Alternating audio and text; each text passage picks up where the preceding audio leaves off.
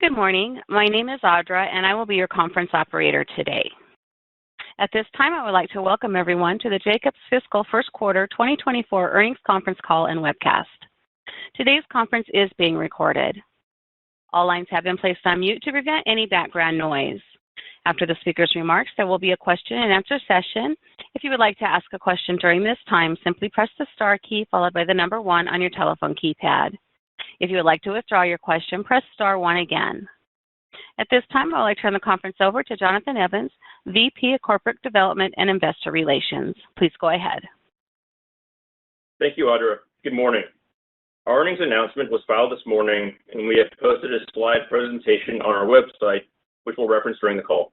I would like to refer you to slide 2 of the presentation material for information about our forward-looking statements, non-GAAP financial measures, and operating metrics. We have also introduced a new supplement that consolidates certain information, including our non-GAAP financial tables.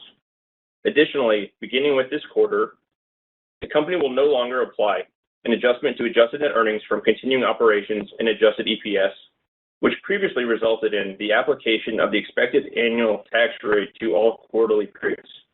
Prior comparable periods are also being presented on this basis. Turning to the agenda on slide 3. Speaking on today's call will be Jacobs CEO Bob Pragada and CFO Claudia Jaramillo. Bob will begin by providing an overview of recent activities and summarizing highlights from our first quarter results. Claudia will provide a more in-depth discussion of our financial metrics, as well as a review of our balance sheet and cash flow. With that, I'll turn it over to CEO Bob Pragada. Thank you, Jonathan. Good day, everyone, and thank you for joining us to discuss our first quarter fiscal year 2024 business performance. We continue to prioritize simplifying our business model, optimizing our cost structure, and accelerating profitable growth and margin expansion across our lines of business. Our team continues to demonstrate great resilience and dedication as we delivered better than expected underlying results in Q1, while also working to the added task of standing up 2 independent companies. At the corporate level, we are diligently working to create a leaner operating model that aligns Jacobs' position as a global leader in delivering science-based, digitally enabled solutions to our clients, and allowing us to benefit fully from the broad-based strength that we see in global infrastructure and sustainability investment. We are confident that our actions we are taking are providing the foundation for multi-year improvement in profitability and margins, and we look forward to sharing more detail in the quarters to come. Turning to slide 4, I want to provide a brief update on a few key milestones related to the spinoff and merger of our critical mission solutions and cyber and intelligence businesses with Amentum. We continue to progress toward closing of the transaction in the second half of fiscal year 2024, consistent with our previous expectations. Together with Amentum, we are making progress on preparing our Form 10 and private letter ruling request in keeping with the established timeline of the transaction. Additionally, we are progressing antitrust filings and regulatory approvals.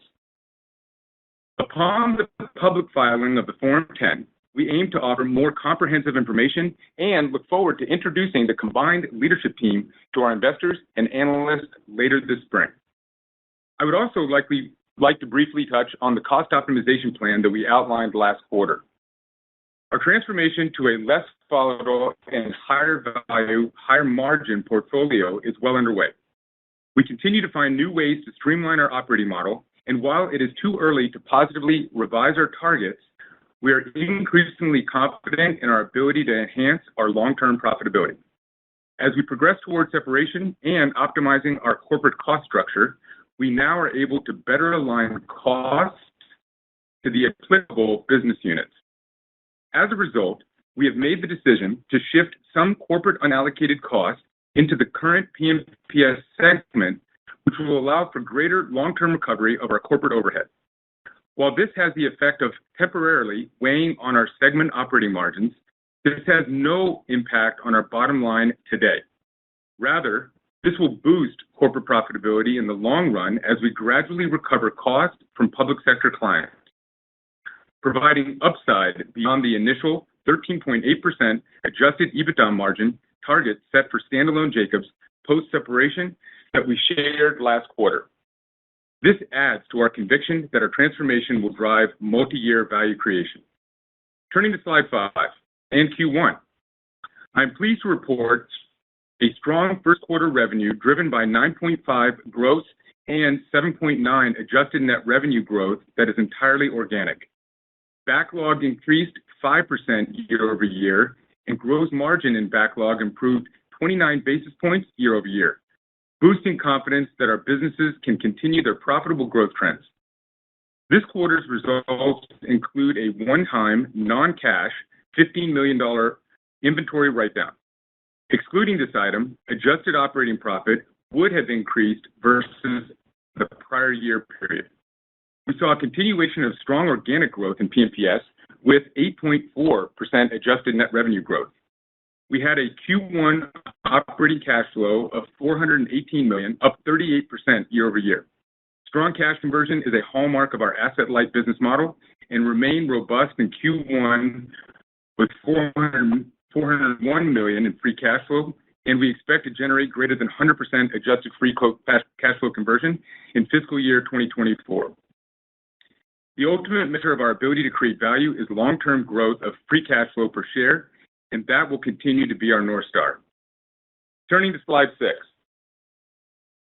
Our People and Places line of business generated strong top-line growth with adjusted net revenue up 8.4% year over year, marking the 5th consecutive quarter of greater than 6% organic growth. We continue to execute against our strategy of prioritizing profitable growth over absolute growth, as demonstrated by gross profit and backlog increasing 7% year over year. Our pipeline remains robust, and we continue to expect P&PS organic growth of mid to high single digits in FY24. We anticipate full-year P&PS adjusted operating margins to increase year over year, inclusive of the previously mentioned increase in allocation of overhead costs. The water market remains to be a pace setter within the company. In particular, water scarcity continues to trend across the globe, affecting millions of people. Decades of increasing population growth and agricultural demand have significantly depleted the quantity and quality of water resources. Jacobs is a leader in developing solutions to address water scarcity, including water reuse, groundwater management, and desalinization. In the Americas, California and Colorado have recently adopted regulations for direct potable reuse, and Arizona is making positive strides towards adopting similar regulations. Notably, the world's largest chip maker, TSMC, is currently building a new semiconductor facility in Arizona. We've been selected for the first phase of the design and project delivery of the campus's industrial reclaimed water plants. In addition, multiple states in the U.S. are developing regional water supply plans to balance water availability and economic growth. As an example of such work, we were awarded a $191 million project in St. Johns County, Florida, for the design and project delivery of a water reclamation facility. This facility will treat 3.25 million gallons of water daily for beneficial reuse, with 13 miles of transition pipelines to deliver reclaimed water for residential irrigation. In transportation, we have a long-term relationship with Brightline West and have been awarded the design of the 218-mile high-speed rail linking Las Vegas to Southern California. Brightline West, through a partnership with Nevada, successfully secured $3 billion in grants from the Federal Railroad Administration as part of the IIJA funding. In life sciences, we're supporting Lilly with permitting and conceptual design for their injectable manufacturing facility in Alzey, Germany, to support an increased demand for their medicines, including their diabetes and obesity portfolio. We continue to secure additional large engagements in the Middle East. For example, we've been appointed to provide preliminary and detailed design and supervision services for utility and road infrastructure, including major road upgrades for Wadi Safar and Diriyah Gate 2 in Saudi Arabia. In CMS, we performed very well in Q1, continuing the profitability trend demonstrated in FY23. CMS Q1 revenue was up 5% over year, and operating profit increased 14% behind 63 basis points of margin expansion. Its pipeline and growth outlook remain strong, with major award prospects in FY24 and a light recompete schedule. The CMS team is executing well and has great momentum as they prepare to be an independent company. PA Consulting continues to take share, as demonstrated by 8.5% revenue growth in what continues to be a choppy macro environment, particularly in the UK. Margins were light due to some softness in December. However, we continue to expect approximately 20% adjusted operating margins for the full year and have confidence in our ability to manage variable costs to achieve that goal. Together with PA, we celebrated new wins with the Office of Gas and Electricity Markets in the UK for program management services and regulatory practices that will advance the safe and secure supply of hydrogen. Our Divergent Solutions operating unit delivered a solid quarter with 5% adjusted net revenue growth. Profits were impacted by an approximately $15 million one-time in connection with the merger. Underlying performance in the business was strong and excluded this write-down. Adjusted operating margins would have been approximately 700 basis points higher and exceeded our expectations for the quarter. In summary, we remain well-positioned to grow while serving our clients with excellence and delivering science-based, digitally enabled solutions for a more connected and sustainable world. And we continue generating strong free cash flow conversion, which will enable us to return capital to shareholders as we chart our new path forward as two independent companies. Now I'll turn the call over to Claudia to review our financial results in further detail. Thank you, Bob. We are pleased with our Q1 results, which came in above our expectations. Our results illustrate our ability to deliver on our long-standing financial objectives, while at the same time generating strong free cash flow and returning a significant portion of our cash to shareholders. So let me begin by summarizing a few of the highlights for the quarter on slide 7. First quarter gross revenue grew 9.5% year over year, and adjusted net revenue grew 7%. GAAP operating profit was $204 million for the quarter and included $51 million of amortization for acquiring intangibles and $60 million of other transaction, separation-related, restructuring, and other costs. This includes $51 million associated with the separation of CMS. Our adjusted operating margin was 9.8%. I'll discuss the underlying dynamics during the reporting segment review. GAAP EPS from continuing operations was $1.37 per share and included a 27-cent impact related to the amortization charge of acquiring intangibles and 37 cents from transaction, restructuring, and other related costs. Excluding these items, first quarter adjusted EPS was $2.02, up 28% year over year. Our adjusted EPS included a 49-cent benefit related to a discrete tax item and a 9-cent headwind related to the non-cash inventory write-down. Q1 adjusted EBITDA was $328 million and was down 3.1% year over year, representing 10% of adjusted net revenue. Excluding the inventory write-down, adjusted EBITDA would be roughly flat year over year. The effective tax rate of 4.2% benefited from $61.6 million in discrete tax benefits related to the permanent reinvestment of capital gains associated with an overseas subsidiary. This tax benefit was incorporated in our annual guidance, and we continue to forecast the 22% annual effective tax rate in fiscal year 2024. We will no longer be adjusting our non-GAAP EPS to align with our full-year effective tax rate expectations. With the entirety of the deferred tax benefits in Q1, we now expect quarterly effective tax rate to approximate 26 to 27% for each quarter of the remainder of the fiscal year. Finally, backlog was up 5% year over year. The revenue book-to-bill ratio was just over 1.12 times, with our gross profit and backlog increasing 6.1% year over year. Regarding the performance of our lines of business in the quarter, let's turn to slide 8. Starting with People and Places Solutions. Q1 adjusted net revenue was up 8.4% year over year. Adjusted operating profit was down slightly, resulting in adjusted operating margins of 13.7%. However, excluding the impact of cost allocation changes previously mentioned, adjusted operating profit would have resulted in approximately 7% year-over-year growth.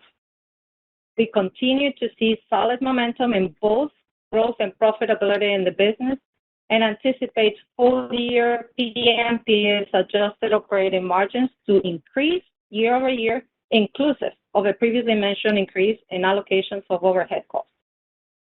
Moving to Critical Mission Solutions.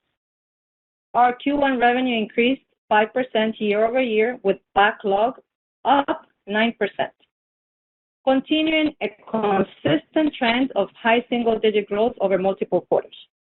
We also continue to find avenues to operational improvement, with CMS operating margins rising by 63 basis points year-over-year.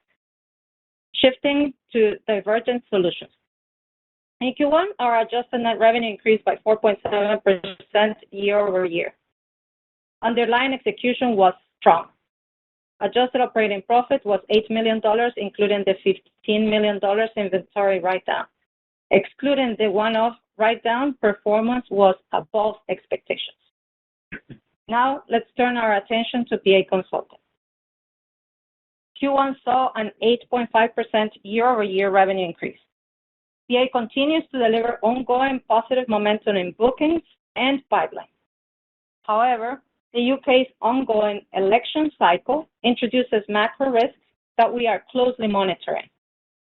We remain confident in our ability to navigate these factors by managing variable costs and are targeting approximately 20% adjusted operating margins for the full year. In total, it was a strong quarter for each of our segments from an execution standpoint. Our adjusted and allocated corporate costs were $59 million in Q1. This quarter's costs excluded previously mentioned costs that are now being allocated to the PMPS segment. As we continue to enhance operational efficiencies and optimize our operating model, we expect this line item to trend towards $50 million per quarter or $200 million annually post-separation. Turning to slide 9 to discuss our balance sheet and cash flow. We posted another quarter of strong cash flow generation, which is indicative of the quality of our earnings and cash conversion. As Bob mentioned, we generated strong quarterly free cash flow of $401 million. As a result, we are well positioned to deliver our anticipated 100% reported and adjusted free cash flow conversion to adjusted net earnings. Regarding capital allocation, we opportunistically repurchased $100 million of shares during the quarter, reflecting our commitment to delivering consistent returns to our shareholders. We still have $775 million remaining under last year's repurchase authorization, and as we have said, we will remain dedicated to returning capital to shareholders and aligning with our overarching goal of compounding free cash flow per share. We remain committed to maintaining an investment-grade credit profile.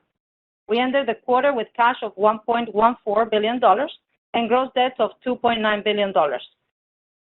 Our Q1 net debt to adjusted EBITDA of approximately 1.2 times is a clear indication of the continued strength of our balance sheet. As of the end of Q1, approximately 35% of our debt is tied to floating rate debt, and our weighted average interest rate was approximately 5.1%. Finally, our strong balance sheet and free cash flow will remain committed to our quarterly dividend. The board has authorized an 11.5% increase to 29 cents per quarter, and our quarterly dividend will be paid on March 22nd. With this, we have increased our dividends each year since 2018, driving a nearly 12% dividend CAGR over that period. Now, I will turn it back to Bob. Thank you, Claudia. Turning to slide 10. We continue to be energized as interest in our science-based, digitally enabled solutions remains robust as clients engage Jacobs to solve their most complex challenges. Internally, we remain focused on execution and continuing to deliver against our operational and financial objectives. We reiterate our outlook for fiscal 2024 adjusted EBITDA of $1.53 billion to $1.60 billion, with adjusted EPS of $7.70 to $8.20, representing 9% and 10% growth at the midpoints, respectively. This guidance incorporates Q1 adjusted EPS of $2.02, and as Claudia shared, a 26 to 27% adjusted effective tax rate each quarter for the remainder of this fiscal year. Though we expect a heavier than normal cost structure until separation, particularly in the first half, we anticipate accelerating EPS growth in the second half of the fiscal year. In closing, we maintain focus on standing up both independent Jacobs and CMS for success while streamlining and optimizing our operating model and positioning both companies for long-term value creation. Operator, we will now open the call for questions. Thank you. At this time, I would like to remind everyone, in order to ask a question, press star, then the number 1 on your telephone keypad. We ask that you please limit yourself to one question and one follow-up to allow everyone an opportunity to ask a question. We'll go first to Andy Whitman at Baird. Oh, great. Excuse me. Thanks for taking my question. I guess for those who are unfamiliar, including myself to some extent here, on the SG&A reallocation into the segment, I think what you're saying there is if in these reimbursable public sector customers that you have, if you can show, if it's in the segment, you can get paid basically for those costs. I think that's the mechanism. I just wanted to clarify that. And maybe, Claudia, could you talk about what the dollar amount on an annual basis is on the reallocation from the SG&A line into the segment? Yeah, Andy, it's a great question. It's actually a nice lead-in. So your assessment of that recoverability is correct. And if you just for a moment, take kind of pre-planning for the separation and out post. We had a lot of shared costs. And so the direct applicability to the segment was not as clear. And since we started this, we had a great opportunity to now have direct line of sight to where these are being applied. Hit it right in the beginning of the audit cycle, the government audit cycle in Q1, and now have the full year of applying those costs. So that's correct. Now, on the full year amount, it would be the $17 million that we identified this quarter, multiplied by 4. But remember, over each quarter, that goes down because of the recoverability effect. Did that make sense? Yeah. Yeah, I guess it does. With in the corporate unallocated reported at $59 million for the quarter, I guess what you're saying is unadjusted, that number would have been $17 million higher. In other words, that 59 correct. Benefits from the 17 that was moved. I see. That's so correct. Can you just talk about underlying that business thinking, or underlying the underlying costs for the corporate unallocated? Were there any other costs that are notable in terms of separation or other things through the SG&A line right now? Certainly, there's been these efficiency initiatives, Bob, that you've talked a lot about. But is there anything else we should know about that wasn't excluded from that corporate unallocated line? No. The $9 million of transition costs took it to 59, and then the 17 that we were able to, from a positive standpoint, move into PMPS and get recoverability on it was it. I will say, Andy, we are making progress on kind of our overall cost optimization or reductions that we started at the beginning of the year, to where we'll be right on plan of what we identified last quarter. Okay, thanks. We'll go next to Mike Dudas at Vertical Research Partners. Good morning, Claudia, Jonathan, Bob. Hey, Mike. Good morning. Hey, Bob, maybe you can share a little bit more on PP&S relative to the pipeline as it stands today. You talked a little bit in your remarks about margin improvement of backlog. How does that track as we go through fiscal year 2024? Are you getting better share on higher margin projects, maybe early consulting advisory relative to design work in some of these projects? And what areas do you anticipate some of the better revenue and booking growth in the PP&S segment as we move through 24? Thank you. Yeah, Mike, it's a great question. So the short answer is yes. We are starting to see that margin increase according to the profile and the mix, and I'd probably index more towards the water market right now on the mix. Just to give you a statistic, year-on-year growth in our bookings in water have gone up 30%. The other kind of notable one is what we call cities and places, but it's kind of our built environment business. It's been really driven by the Middle East. That year-on-year has been about 40%.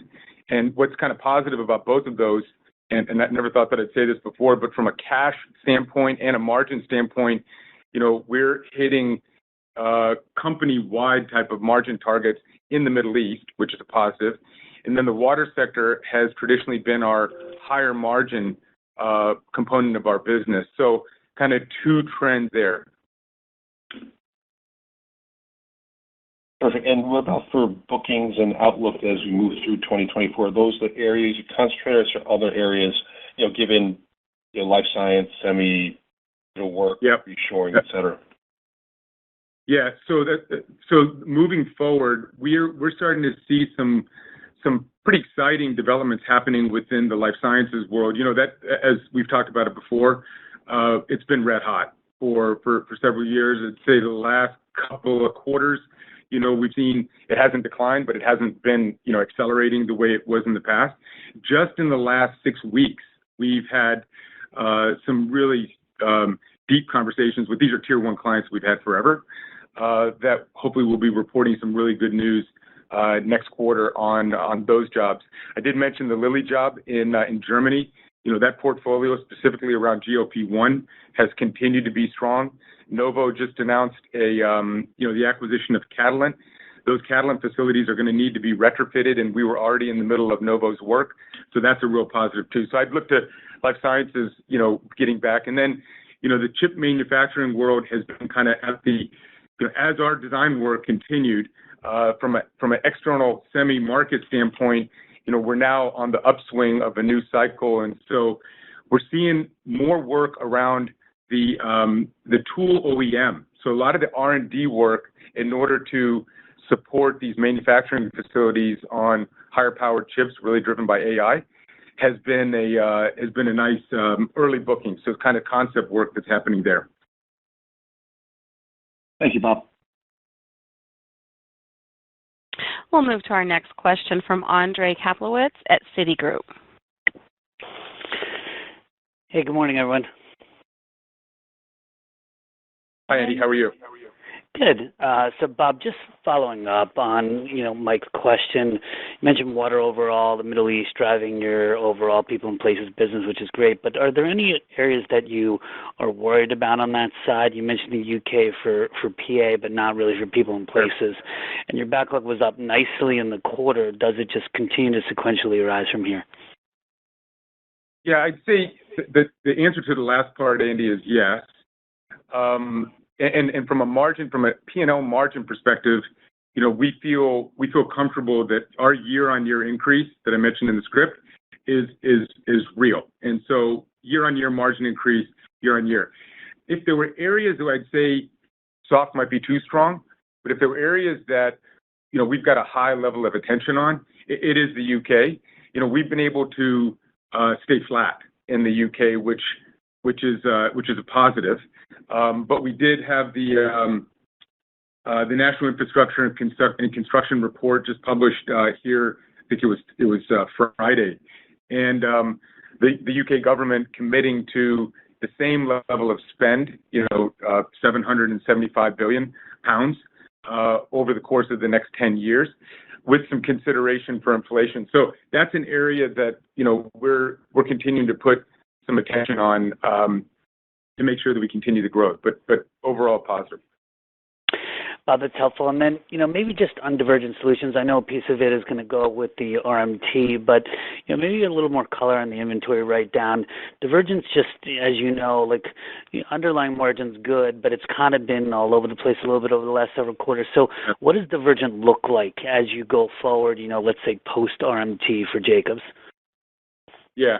So let me just clarify one thing, Andy. the inventory write-down has to do with the cyber intelligence business, and that actually is in the perimeter and will be going. And it's really a part of the separation financials and inventory that, we had to disposition. So that's not in the piece that will continue with independent Jacobs. We see more of it, and we're working on this operating model right now. Transportation, water, and what we're doing in the built environment around digital enablement being a strong horizontal cross-cutter through now the entirety of the business. So simplifying our reporting, as well as taking all those successes that we had within, the transportation and water digitization and digital enablement, and integrating them into now what will be independent Jacobs. And so much more to follow on that. Appreciate the color. Next, we'll move to Steven Fisher at UBS. Thanks. Good morning. Bob, you mentioned that you're on track with the cost expectations you identified at the beginning of the year. So does that mean the $40 million of temporary costs and $275 million of restructuring are still the numbers to keep in mind? And if so, how much of that has been incurred to date? Is that the 17 plus the 9? Or should the $40 million be lower now that you're going to be getting reimbursed for some of that? Yes. Yeah, Steve, thanks for the question. That's good clarification. So the first part of your question is yes. Those 275 and the 40 are still very much in play. I'd say on the 40, that's not the 9 million was what was incurred in the first quarter, and so the balance would be over the course of the next 3 quarters. And we're indexing probably more in the first half than the second half. So hopefully that clarifies that. But yeah, we're still on track with the numbers that we highlighted in the previous quarter. The 17 is not included in that. Yeah. The 17 is our costs that are with us. They're recoverable. That's why we moved them into this segment. And Steve, I'll add to the 275. We're also on track. And for that is the $51 million that I mentioned in my prepared remarks. Okay, that's helpful.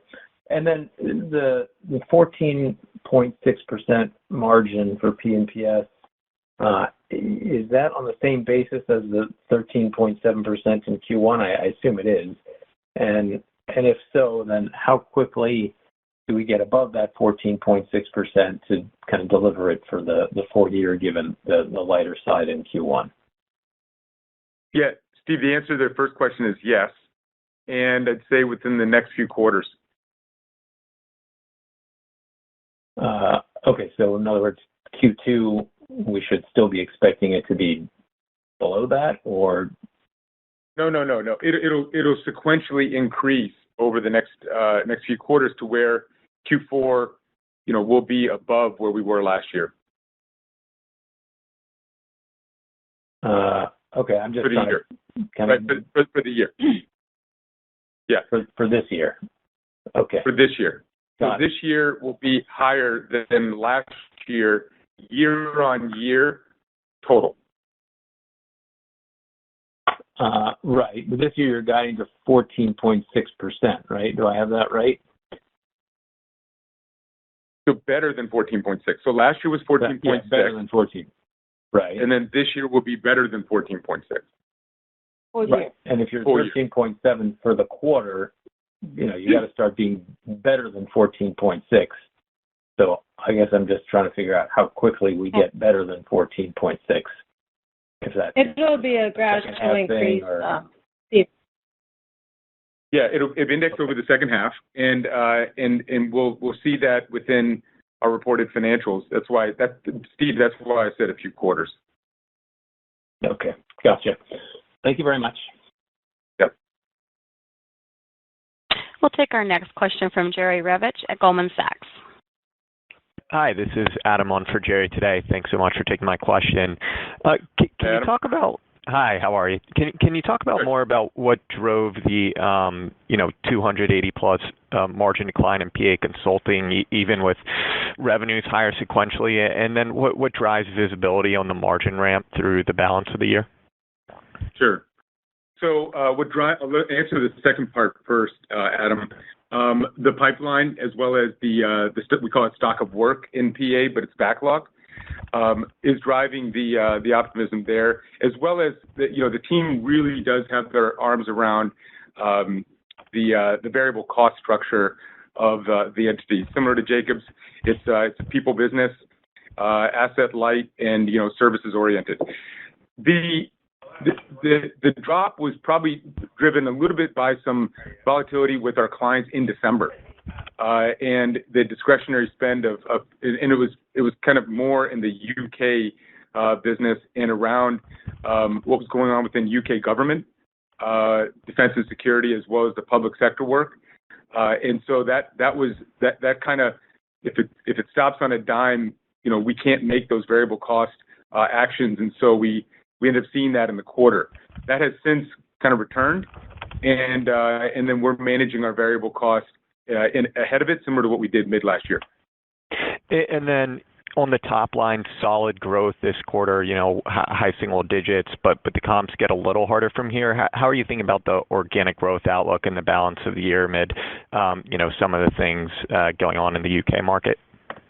Yeah, I think we're still in that kind of mid single digits to mid high singles.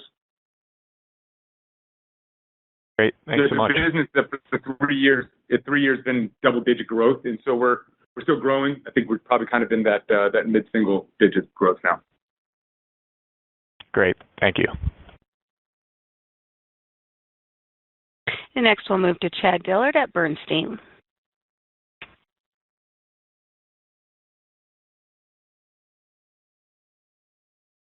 Chad, your line is open. Please go ahead.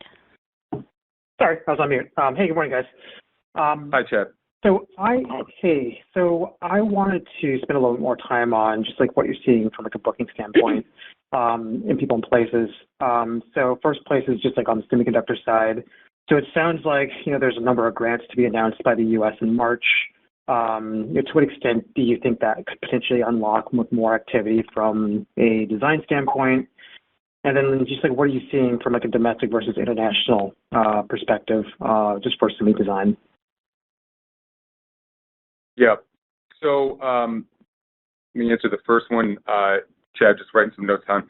On the grants that are coming out, I would probably similar to what I said to Mike Dudas, is that those grants are being utilized predominantly in the R&D side, right? Because these larger facilities need to get to full production, and so the larger IDM or the integrated device manufacturers are probably thinking more about the semiconductor buy cycle, right, and timing their output or the startup of those large plants.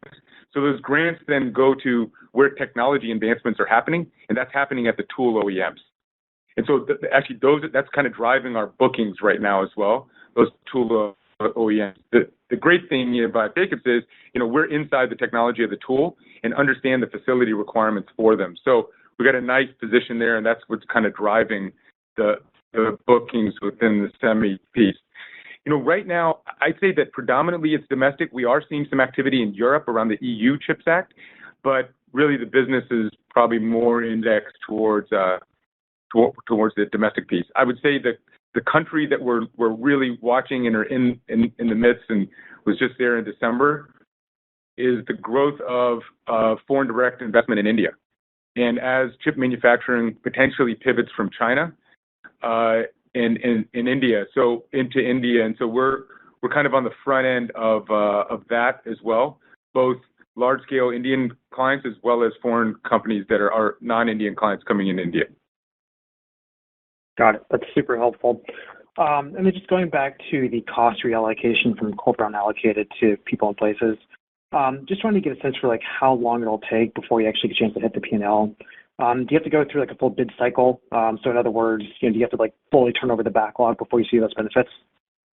No, it's gradual. It's gradual. So the piece that actually starts the next quarter, I'd say from a full kind of actualization of those costs that goes in, it's about a 12 to 24 month cycle. But just to reiterate, Chad, we're reiterating our year-on-year margin improvement, even with the gradual recoverability of that overhead. Got it. Thanks, guys. We'll go next to Sabahat Khan at RBC. Great. Thanks and good morning. Just to follow up on the PA conversation earlier, obviously we see the bookings number, but I guess as you're talking to your clients in that space, are you seeing a bit of a pipeline build up there? The business obviously a bit more macro impacted than the PNPS business, but just wondering where sort of the conversations are that aren't in the backlog right now for that business line. Sure. I'd say that the two areas within PA that we're getting, one actually is kind of ubiquitous in today's world as well as within the PA world, and then I'll go to an end market sector, is the use of AI and AI enablement in our clients' business as a driver of business transformation. And so I kind of toggle here. It's good for PA, it's good for Jacobs in that AI enablement is the start of the conversation. I think some clients, now this kind of goes to how quickly does that get into an engagement, get into backlog, we realize in P&L. That's kind of where we are right now as far as where we are on the cycle. So AI is a big driver, but the timing and speed of how our clients are embracing it is driving some of the booking cycle. The second, from an end market standpoint, is life sciences. And so PA, it's been able to take not just AI, but other knowledge and look at the transformation of the whole clinical studies program, and especially as that's kind of gotten more patient-centric with different types of therapies for each patient. PA has been right in the middle of all of that.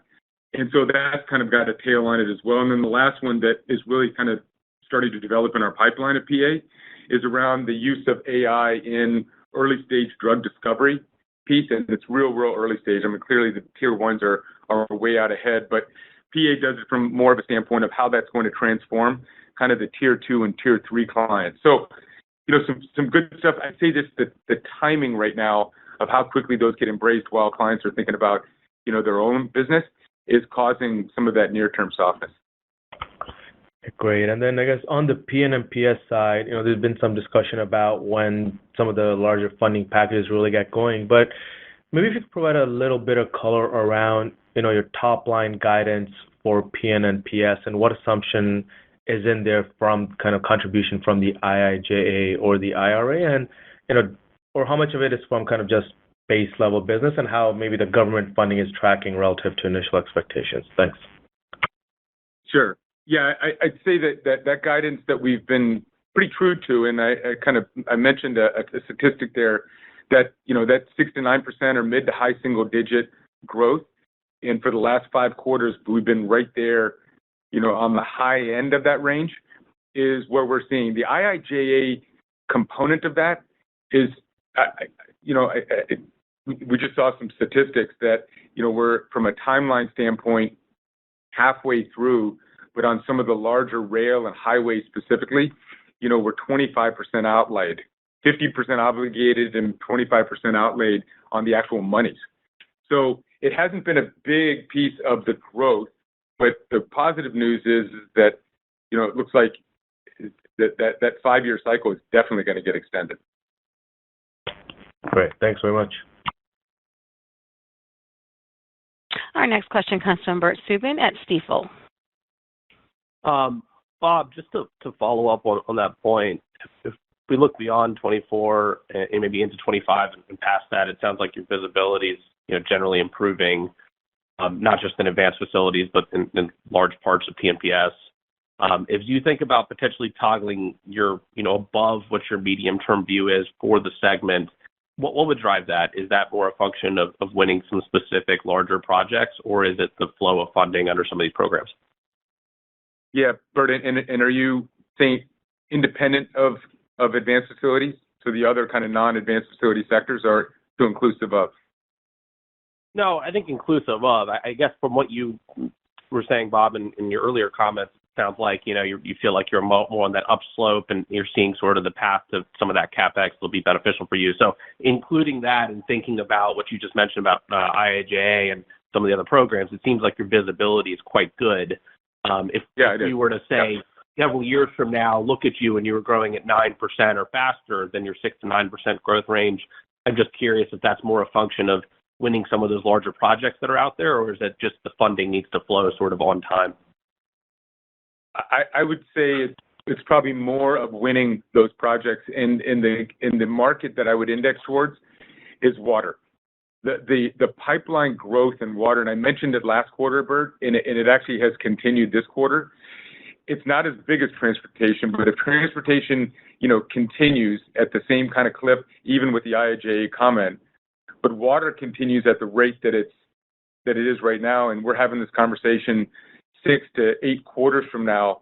Water and then water and environmental, because those two are kind of interdependent on each other, I'd say is the one where we're seeing not only the projects being announced, but the funding be applied, and a lot of that is being driven around water scarcity.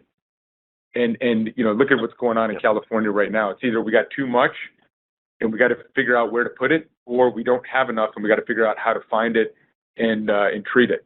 And so I'm oversimplifying, but that's probably what I'd say. Got it. Okay, that's super helpful. Maybe just a cost side question. If we look at that bridge that you guys put in the deck, going from 10.8 to 13.8, can you just help us think through, how much of that is cost cutting related and how much of that is just improved mix? Sounds like you're pretty bullish on the margin opportunity in P&PS. So is that a function of just you're getting better projects, or is it more cost cutting, or is it sort of 50-50? I'd say it's balanced, probably 50-50. There's a 50% mix, but 50% is a leaner organization with now, and we've started as of Q1, a level of recoverability and optimization of our cost structure rather than, the straight variability of if you're busy, you spend, and if you're not, you cut, right? We want to get more of in a steady state. Thank you, Bob. And there are no further questions at this time. I would like to turn the conference over to Bob Pragada for closing remarks. Yes, thank you everyone for joining us on the call. A lot of exciting things happening in the business right now, and we look forward to giving you further updates in quarters to come. And this concludes today's conference call. Thank you for your participation. You may now disconnect.